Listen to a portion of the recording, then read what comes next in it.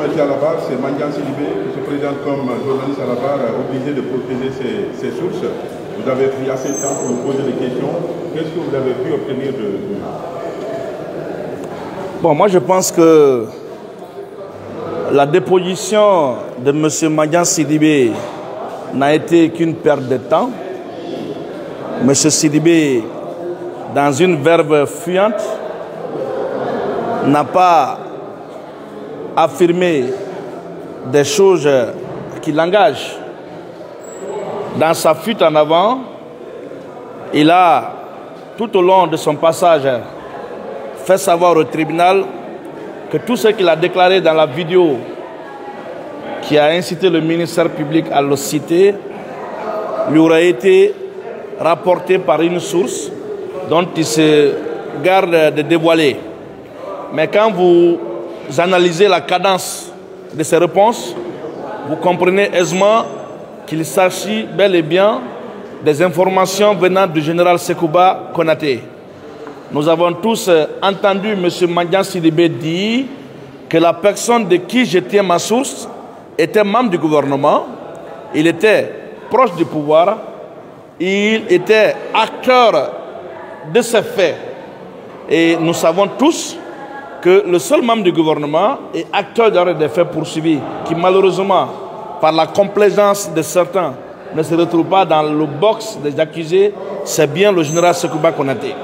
C'est le général Sekouba Konaté qui, un matin, a appelé un journaliste pour lui dire qu'il y a des fosses communes derrière la piste de l'aéroport et que M. KPC, M. Baïdi Haribo, M. Kaira seraient bien informés puisque, selon lui, ce sont ces personnes qui ont dirigé cette opération.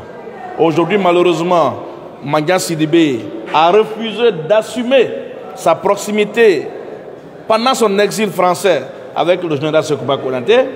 Il est venu rapporter ici, avec une confiance religieuse, les propos truffés de contre-vérité venant du général Sekouba Konaté. Moi, je pense que M. Mandiang Sidibé, qui se dit journaliste, n'a pas fait un travail professionnel. Vous êtes journaliste, vous le savez. Quand vous recevez une nouvelle, vous avez l'obligation, même pas le devoir déontologique, de vérifier l'information avant de la diffuser. Mais lorsque vous recevez l'information à l'état brut, sans avoir vérifié, et vous la faites distiller comme ça dans l'opinion, vous vous mettez en porte-à-faux avec la loi.